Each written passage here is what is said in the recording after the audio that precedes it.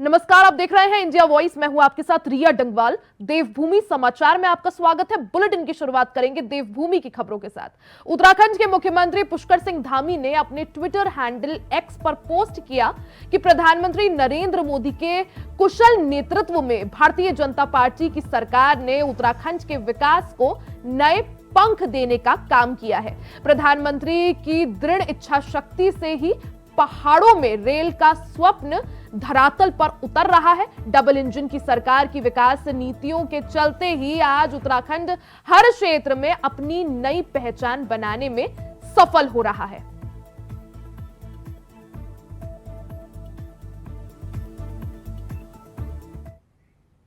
वहीं कर्णप्रयाग से बड़ी खबर आपको बता दें, चमोली दौरा करेंगे बीजेपी प्रत्याशी अनिल बलूनी। बीजेपी कार्यकर्ताओं ने उनके दौरे को लेकर तैयारियां पूरी कर दी है। जनसंपर्क कर कार्यकर्ताओं से मिलेंगे बलूनी, जनता से अपने पक्ष में वोट मांगने की अपील करेंगे। तो चमोली का दौरा करेंगे। पौड़ी से बीजेपी के प्रत्याशी अनिल बलूनी। बीजेपी कार्यकर्ताओं ने अनिल बलूनी के दौरे को लेकर सभी जो तमाम तैयारियां हैं वो पूरी कर ली है, उनको अंतिम रूप दे दिया है। साथ ही अनिल बलूनी जनसंपर्क करेंगे, जनता के बीच जाएंगे और अपने पक्ष में वोट करने की जनता से अपील करेंगे।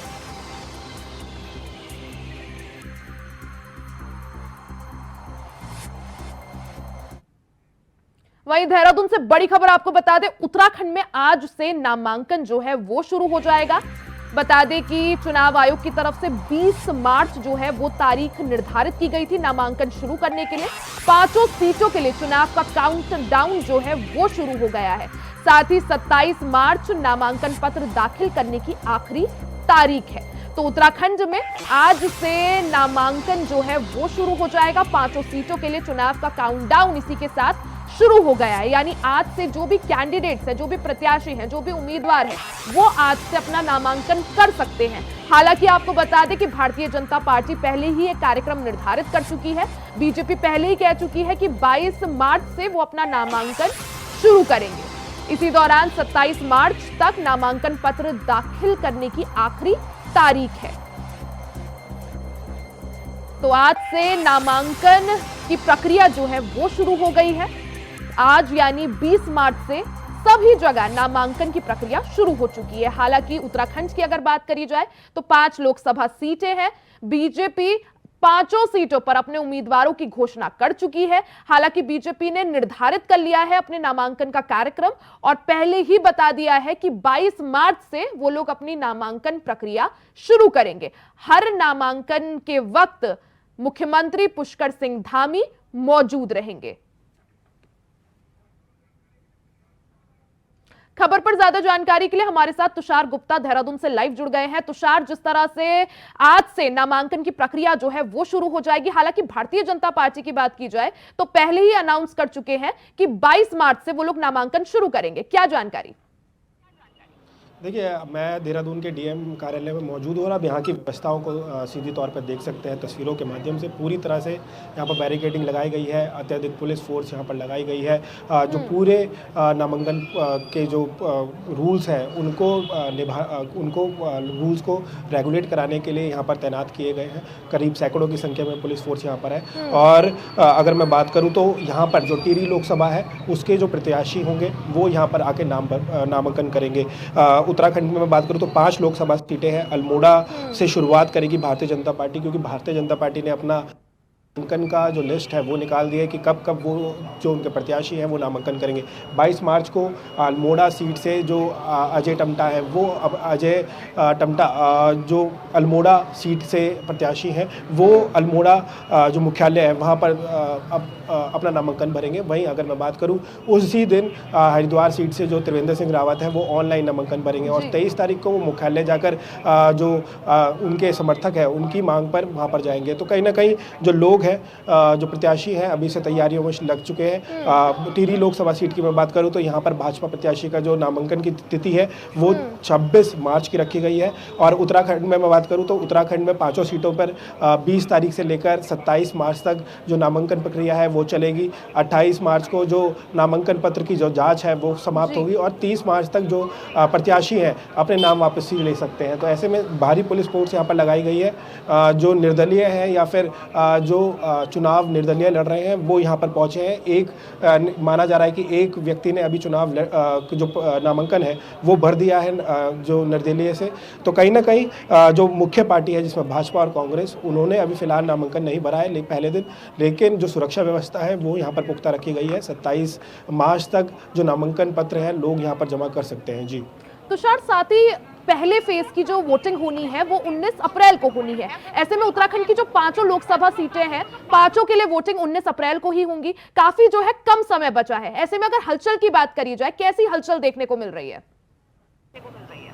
देखिए, बिल्कुल अगर राजनीतिक हलचल की बात की जाए तो राजनीतिक हलचल बहुत तेज़ हो गई है। भाजपा में जहां बैठकों का दौर लगातार चल रहा है, वहीं कांग्रेस भी हरिद्वार और नैनीताल सीट पर जो अपने प्रत्याशियों का मंथन तेज़ी से करती हुई नज़र आ रही है। नई दिल्ली में कल CEC की बैठक हुई, उसमें भी जो कुमारी शैलजा है प्रभारी कांग्रेस की, उन्होंने वहाँ पर चर्चा करी कि किस तरह से दोनों सीटों पर किस तरह से मंथन होगा। फिलहाल अभी भी जो रिजल्ट है दोनों सीटों का नहीं आया है कि कौन उस प्रत्याशी वहाँ से लड़ेगा, लेकिन भाजपा ने अपनी पूरी तैयारी कर ली है। लगातार जो उनके मीडिया सेंटर्स हैं वो खोले जा रहे हैं। जगह जगह जो लोकसभा को लेकर जो तैयारियां हैं, बैठकें हैं, रिपोर्ट कार्ड चेक किया जा रहा है। जिस तरह से जो प्रत्याशी प्रचार प्रसार कर रहे हैं, तो भाजपा का जो जनसभाएं हैं या फिर कहा जा सकता है जो रोड शो है वो लगातार देखने को मिल रहा है। वहीं कांग्रेस की बात करें तो थोड़ी मजबूती से लड़ने की उन्हें ज़रूरत है, लेकिन जो राजनीतिक माहौल लगातार बढ़ता हुआ नजर आ रहा है, उससे लगता है कि आने वाले समय में जो रोमांच होगा पूरे लोकसभा चुनाव का, वो काफ़ी रोमांचमय होगा। जी तुषार, साथ ही अगर भारतीय जनता पार्टी की बात की जाए, तैयारियों को लेकर बीजेपी जितनी रफ्तार से आगे बढ़ रही है, कांग्रेस उतना ही पीछे दिख रही है। अभी तक कंफ्यूजन की स्थिति बरकरार है 2 सीटों पर, हरिद्वार और नैनीताल, और बैठकों के दौर के बाद भी कुछ फाइनल डिसीजन, निर्णय नहीं लिया जा पा रहा है। अब ऐसे में आगे क्या चीज निकल कर सामने आ रही है कि क्या आज नामों का ऐलान हो सकता है या थोड़ा और इंतजार करना होगा अभी? देखिए, कल CEC की बैठक नई दिल्ली में हुई, जिसमें प्रदेश अध्यक्ष करण मेहरा मौजूद रहे, साथ साथ प्रदेश प्रभारी कुमारी शैलजा वहां पर मौजूद थी।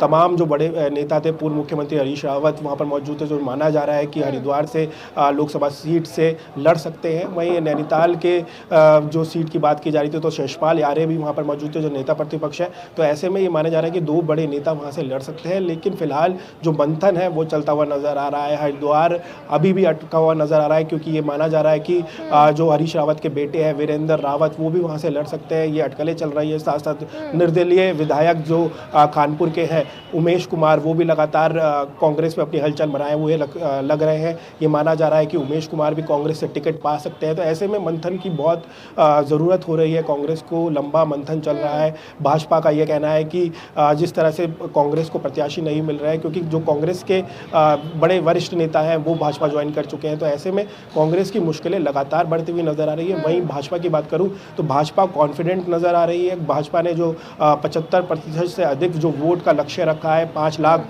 अधिक वोट पाने का हर लोकसभा सीट में, वो साफ तौर पर नजर आ रहा है। अब सिर्फ लक्ष्य की और जो भाजपा है वो कार्य करते हुए नजर आ रही है कि प्रचंड जीत की जो बात भाजपा करती है, उसके तहत जो बैठकें हैं और साथ साथ जो जनसभाएं हैं वो करी जा रही है। साथ साथ अब उन्हें आने वाले जो स्टार प्रचारक रहेंगे, जिसमें नरेंद्र मोदी रहने वाले हैं प्रधानमंत्री, गृह मंत्री अमित शाह रहने वाले हैं, बड़े चेहरे उत्तराखंड आ सकते हैं इस दौरान और जनसभा कर सकते हैं। तो उनकी तैयारियां बड़े मकसद के लिए साफ तौर पर नजर आ रही है। वहीं कांग्रेस अभी फिलहाल प्रत्याशियों के नाम पर ही अटकी हुई नजर आ रही है। जी तुषार, साथ ही भारतीय जनता पार्टी की बात की जाए तो जो दिग्गज नेता है, चाहे वो दुष्यंत गौतम हो, बीजेपी के सबसे बड़े चेहरे उत्तराखंड में खुद मुख्यमंत्री पुष्कर सिंह धामी वो हो, सभी एक तरह से चुनाव प्रचार प्रसार में जुटे हुए हैं। और जैसा आपने भी कहा, समय मांगा है, जेपी नड्डा से समय मांगा है, गृह मंत्री अमित शाह से समय मांगा है, प्रधानमंत्री नरेंद्र मोदी के भी आने वाले समय में दौरे हो सकते हैं। ऐसे में जहां बीजेपी फुल एक्शन मोड में है, पूरा जो प्लान है, जो खाका है वो तैयार है, वहीं कांग्रेस इतने पीछे क्यों? आखिर किसी भी बड़े नेता की अभी तक कोई रैली नहीं, कोई प्रचार प्रसार नहीं। राहुल गांधी की बात करी जाए तो उत्तराखंड बिल्कुल इग्नोर कर रखा है। साथ ही इससे पहले हमने देखा था कांग्रेस के जो अध्यक्ष हैं मल्लिकार्जुन खड़गे एक बार इससे पहले उत्तराखंड आए थे, लेकिन उनकी वो जो जनसभा हुई थी देहरादून में, वो भी काफी फीकी ही नजर आई। तो कार्यकर्ताओं में जोश भरने के लिए कांग्रेस के पास क्या प्लान? देखिए, कांग्रेस की बात कीजिए तो कांग्रेस संगठन तौर पर अपनी मजबूती दिखाने की बात तो कर रही है, लेकिन जिस तरह से उनके प्रत्याशी या फिर कहा जाए जिस तरह से उनके जो विधायक है या फिर जिस तरह से उनके पार्टी के नेता हैं वो भाजपा ज्वाइन कर रहे हैं, तो उससे कहीं ना कहीं कांग्रेस की चिंताएं मन पर है। वो सामने से तो ये कोशिश कर रहे हैं कि जो कार्यकर्ता है उन पर दोबारा जोश दिलाया जाए, क्योंकि अगर मैं लोकसभा सीट की मैं बात करूँ तो 5 लोकसभा सीटों में 2 बार रिपीट भाजपा हुई है, और ऐसे में तीसरा जो टर्म माना जा रहा है वो भी भाजपा की 5 लोकसभा सीटों पर अर्जित करने की बात की जा रही है। वहीं कांग्रेस की बात करूं तो कांग्रेस ये प्रयास कर रही है कि इनमें से एक सीट प्राप्त करके जो कार्यकर्ताओं का जोश निचला हुआ है उसे उठाने की कोशिश की जाएगी, क्योंकि 2022 का विधानसभा चुनाव भी उन्होंने हारा, उसके बाद बागेश्वर में उपचुनाव हुआ, वो भी उसमें भी हार कांग्रेस को मिली।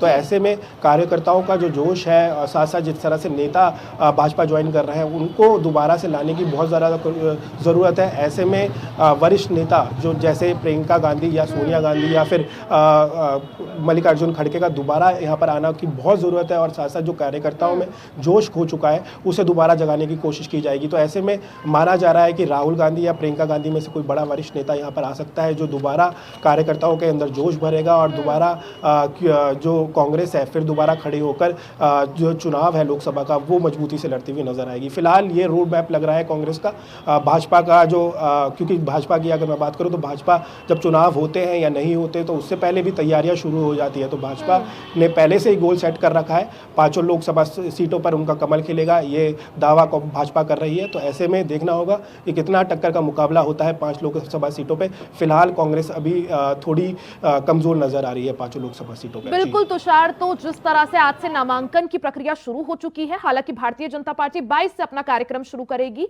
लेकिन उसी के साथ राजनीतिक हलचल भी तेज हो गई है। बहुत बहुत शुक्रिया आपका तमाम जानकारी साझा करने के लिए।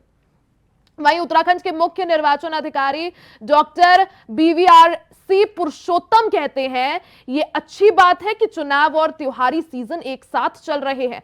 हम सभी राजनीतिक दलों से आग्रह करते हैं कि वो किसी भी तरह का धार्मिक प्रचार ना करें। मीडिया मॉनिटरिंग सर्टिफिकेशन कमेटी ने पारित किया कि अगर कोई निजी व्यक्ति अपने घर पर किसी विशेष पार्टी या उम्मीदवार का झंडा लगाता है तो वो पार्टी के खर्च में शामिल किया जाएगा। इसलिए दिशा निर्देश स्पष्ट है और हमने राजनीतिक दलों को सब कुछ स्पष्ट कर दिया है। हाँ, ये अच्छी बात है कि चुनावी सीज़न और त्योहारों का फेस्टिवल का सीज़न साथ साथ चल रही है। लोगों में ये बहुत अच्छी बात है कि खुशियों का माहौल बनी रहेगी। अभी होली भी आने वाला है, रमज़ान भी चल रही है, सो ये अच्छा मौका है। सो हम सारी पॉलिटिकल पार्टी से अनुरोध कर रहे हैं कि आप लोग किसी टाइप का धार्मिक प्रचार प्रसार ना करें। अगर कोई किसी खर्चा अगर हमारे पास जो भी न्यूज़पेपर ऐड या टीवी में ऐड जो भी दे रहे वो पहले ही एक मीडिया मॉनिटरिंग सर्टिफिकेशन कमेटी एक बनी हुई है, वहाँ से पास करा के तब वो ऐड दिया जा सकता है। और जहाँ तक कोई प्राइवेट आदमी उनका घर के ऊपर झंडा लगाएगा, अगर किसी व्यक्ति विशेष पार्टी का झंडा लगाए तो कैंडिडेट का झंडा लगाए तो उनका खर्चे में बुक होगा। वहीं अब बात उत्तराखंड के मौसम की कर लेते हैं, बात देहरादून की, जहां बारिश और बर्फबारी का येलो अलर्ट जारी किया गया है। मौसम विभाग ने ये अलर्ट जारी किया है। उत्तरकाशी, चमोली, बागेश्वर, रुद्रप्रयाग में बर्फबारी का अलर्ट जारी किया है। पिथौरागढ़, अल्मोड़ा जिले में भी बारिश और बर्फबारी की संभावना है। तो उत्तराखंड में मौसम ने एक बार फिर से करवट ली है। मौसम विभाग ने बारिश और बर्फबारी का अलर्ट जारी किया है। हालांकि अब की बार देखने को मिला था कि जाड़ों के वक्त पर उतनी बारिश और बर्फबारी नहीं देखने को मिली थी। हालांकि अब एक बार फिर से मौसम करवट ले सकता है। बारिश और बर्फबारी के आसार मौसम विभाग ने जताए हैं। पहाड़ी इलाकों में जैसे पिथौरागढ़, अल्मोड़ा, नैनीताल, चंपावत, चमोली, वहां मौसम विभाग ने बारिश और बर्फबारी का अलर्ट जारी किया है। तो उत्तराखंड में मौसम एक बार फिर से करवट ले सकता है। मौसम विभाग की तरफ से आने वाले समय में बारिश और बर्फबारी के आसार जताए गए हैं। इसको देखते हुए उत्तराखंड के जो पहाड़ी जिले हैं जैसे अल्मोड़ा, पिथौरागढ़, चमोली, रुद्रप्रयाग, उन जगहों पर बारिश और बर्फबारी का अलर्ट जारी किया है, येलो अलर्ट जारी किया गया है। इसी के साथ आपको बता दें कि जो मैदानी जिले हैं वहां पर बारिश देखने को मिल सकती है। खबर पर ज्यादा जानकारी के लिए अभय कैंतुरा देहरादून से लाइव हमारे साथ जुड़ गए हैं। अभय, जिस तरह से मौसम विभाग ने फिर से अंदेशा जताया है कि मौसम उत्तराखंड में फिर से एक बार करवट ले सकता है, बारिश बर्फबारी का अलर्ट जताया है, क्या कुछ इस पर जानकारी? जो पहाड़ी जनपद है आपका उत्तरकाशी, चमोली, पिथौरागढ़, बागेश्वर, अल्मोड़ा और इन जनपदों के लिए बारिश और बर्फबारी का अलर्ट यहाँ पर, येलो अलर्ट यहाँ पर जारी किया गया। यानी जो 3000 मीटर से ऊंचाई वाले जो क्षेत्र हैं, जहाँ पर ज्यादातर लोग इस समय ये कह सकते हैं कि पहाड़ों से नीचे उतर कर नीचे मैदान क्षेत्रों में आते हैं, वहां पर बर्फबारी के आसार वहां पर जताए गए। बारिश की जो संभावना है वो भी 2000 मीटर से जो अधिक ऊंचाई वाले जो क्षेत्र है वहां पर बारिश की संभावना यहाँ पर मौसम विभाग की तरफ से जताई गई है। मौसम विभाग ने लोगों से भी और प्रशासन से भी सावधान रहने की अपील यहाँ पर करी है। सुझाव यहाँ पर दिए हैं कि खासतौर पर जो पहाड़ी क्षेत्र है आपके, चाहे उत्तरकाशी का हो, चमोली का हो, बागेश्वर का हो, रुद्रप्रयाग का हो, इन जगहों के जो दूरस्थ क्षेत्र हैं या जो आबादी वाले जो क्षेत्र है वहां पर लोगों को खासी सावधानी बरतने के लिए कहा गया है। साथ ही प्रशासन से ये भी कहा गया है कि जिस तरीके से मौसम अपनी करवट बदल रहा है, लगातार बारिश और बर्फबारी ऊंचाई वाले स्थानों पर या पहाड़ी क्षेत्रों में हो रही है, तो ऐसे में आने वाले दिनों में जो चुनावी जो पर्व है वो बाधित ना हो, इसलिए समय रहते हुए वहां पर उन सभी व्यवस्थाओं को समय रहते हुए दुरुस्त कर लिया जाए, ताकि जो निर्वाचन की जो प्रक्रियाएं या फिर चुनाव की जो प्रक्रियाएं वो बाधित ना हो और शांतिपूर्ण तरीके से मतदान संपन्न हो सके। इसके अलावा लोगों से इस बदलते मौसम में सावधान रहने के लिए कहा गया, ताकि वो भी किसी बीमारी का सामना या बीमारी के चलते परेशान ना हो। तो ये कहा जा सकता है कि उत्तराखंड का जो मौसम है वो अगले कुछ घंटे 24 से 48 घंटे में बदलता हुआ नजर आएगा और पहाड़ी क्षेत्रों में जो बारिश और बर्फबारी होगी उसके चलते मैदानी क्षेत्रों में जो तापमान होगी उस तापमान में गिरावट देखने को मिल सकती है। जी अभय, जिस तरह से दिसंबर और जनवरी की अगर बात की जाए तो ना ही उतनी ठंड देखने को मिली, ना ही बारिश ज्यादा देखने को मिली। अब ऐसे में अब जब मौसम विभाग ने एक बार फिर से अलर्ट जारी किया है और संभावना जताई है कि मौसम करवट ले सकता है, बारिश बर्फबारी के आसार हैं, ऐसे में कितनी राहत ये लोगों के लिए? बिल्कुल ये कहा जा सकता है कि जो शीतकाल का जो समय था, खासतौर पर जनवरी और दिसंबर का जो समय था जिस दौरान बारिश और बर्फबारी की संभावनाएं अक्सर उत्तराखंड में जताई जाती है, उस दौरान सूखा वहां पर देखने को मिला था। यानी वो ड्राई, पूरा सीजन ड्राई वहां पर रहा था, ना बारिश उतनी हो पाई थी, ना बर्फबारी ऊंचाई वाले क्षेत्रों में हो पाई थी। लेकिन ये कह सकते हैं कि जनवरी लास्ट से ही आपका फरवरी या मार्च, 2 ऐसे महीने रहे हैं जिस दौरान बारिश और बर्फबारी अच्छी यहाँ पर देखने को मिली है।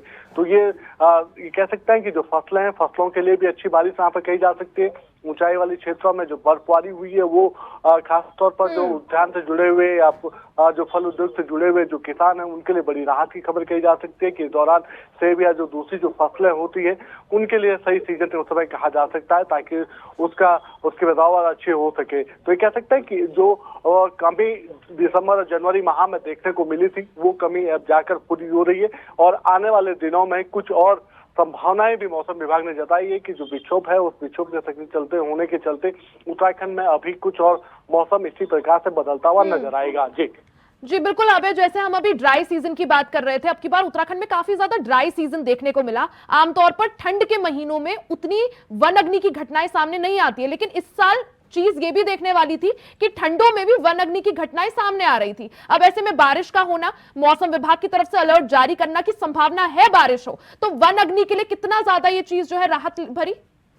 बिल्कुल इसे कह सकते हैं कि फायर सीजन से पहले ही वन विभाग के लिए बड़ी राहत की खबरें यहाँ पर आ रही है, क्योंकि जिस प्रकार से पिछले दिनों पूरा सीजन ड्राई यहाँ पर रहा था बरसात का, ऐसे में उसके बाद जिस प्रकार से अब बदलते मौसम में वनाग्नि की घटनाएं बढ़ने लगी थी, चाहे आपका उत्तरकाशी का जनपद हो या फिर आपके पिथौरागढ़ के क्षेत्र हो जहाँ पर वनाग्नि की घटनाएं इस समय बढ़ रही है, उन क्षेत्रों में इस बदलते मौसम से बड़ी राहत विभाग को यहाँ पर मिली है। उत्तरकाशी के जंगलों में जहाँ पर पिछले कई दिनों से जो आग लगी थी वो इस बदलते मौसम के साथ जो बारिश और बर्फबारी की संभावना वहां पर हुई है उसके चलते उसमें कमी यहाँ पर देखने को मिली है। और इसी प्रकार से अगर आने वाले दिनों में भी मौसम का मिजाज ऐसे ही बदलता है तो फिर वनाग्नि की जो घटनाएं उसमें और कमी यहाँ पर देखने को मिलेगी और वन विभाग के लिए बड़ी राहत की खबर कही जा सकती है। जी बिल्कुल अभय, तो जल्द उत्तराखंड में मौसम करवट ले सकता है, ऐसे में देखना ये होगा कि ये बारिश जो है लोगों के लिए कितनी राहत लेकर आती है। बहुत बहुत शुक्रिया आपका तमाम जानकारी साझा करने के लिए। तो वहीं खबर देहरादून से है, जहां जिला चुनाव अधिकारी सोनिका ने कहा कि भारत चुनाव आयोग की गाइडलाइंस के अनुसार कुछ श्रेणी होती है जिनसे हथियार जमा किए जाते हैं। ऐसे लोग जिनसे शांति भंग होने की संभावना है और जिनके विरुद्ध मुकदमे दर्ज हैं, उनके शस्त्र जमा कराए जाते हैं और हथियारों की स्क्रीनिंग करते हुए उनको जमा कराया जा रहा है। इलेक्शन कमीशन की हमारी गाइडलाइंस है, उसके अनुसार जो है वो एक स्क्रीनिंग कमेटी का गठन किया जाता है जिसमें डीएम होते हैं और एसएसपी होते हैं और कुछ कैटेगरीज दी गई हैं कि किसी का क्रिमिनल बैकग्राउंड है या एंटीसीडेंट है तो उनके हमें असले जमा कराने हैं, लेकिन किसी और उसकी स्क्रीनिंग उनकी स्क्रीनिंग करते हुए उनको जमा कराना है। लेकिन जैसे हमारे सुरक्षा कर्मी हो गए या कोई और हो गया जिसका इस तरह का कोई बैकग्राउंड नहीं है तो किसी को हमें फोर्सफुली असले जमा नहीं करवाने हैं। अगर वो स्वेच्छा से अपने असले जमा कराने के लिए भी तैयार हैं तो हम जमा करवा देंगे। खबर देहरादून से है, जहां बीजेपी लोकसभा चुनाव अभियान की शुरुआत बुजुर्ग मतदाताओं के आशीर्वाद से करेगी, जिसके क्रम में प्रदेश अध्यक्ष महेंद्र भट्ट ने सभी प्रत्याशियों, जनप्रतिनिधियों और पार्टी पदाधिकारियों से आग्रह किया कि 80 वर्ष से ऊपर के मतदाताओं से प्रचार आरंभ करें। इसी के साथ पार्टी ने लोकसभा चुनाव से संबंधित हर एक मतदाता सम्मान अभियान की शुरुआत की है।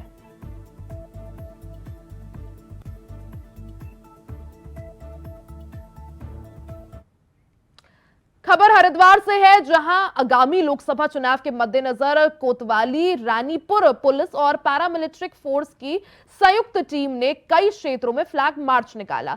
कोतवाली, रानीपुर क्षेत्र के टिबड़ी, शिवलोक और विष्णुलोक कॉलोनी जैसी जगहों में फ्लैग मार्च निकाला गया। क्षेत्र में डर को खत्म करने और शांतिपूर्ण चुनाव कराने को लेकर एसएसपी प्रेमेंद्र सिंह डोभाल ने रानीपुर कोतवाली प्रभारी विजय सिंह की अगुवाई में शांति और सुरक्षा व्यवस्था को लेकर फ्लैग मार्च निकाला।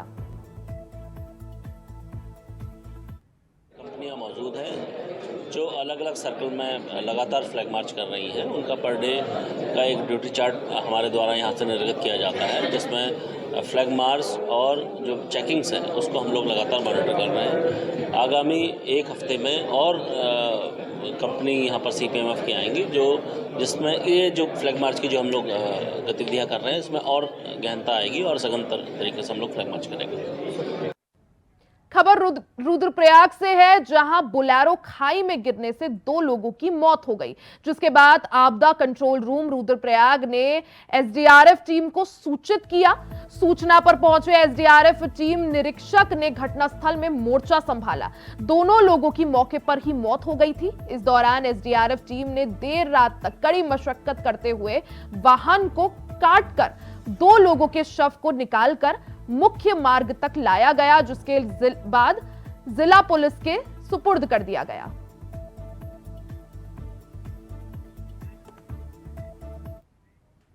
इसी के साथ उत्तराखंड की खबरों में फिलहाल के लिए सिर्फ इतना ही। खबरों का सिलसिला आगे भी जारी रहेगा, बने रहे हमारे साथ।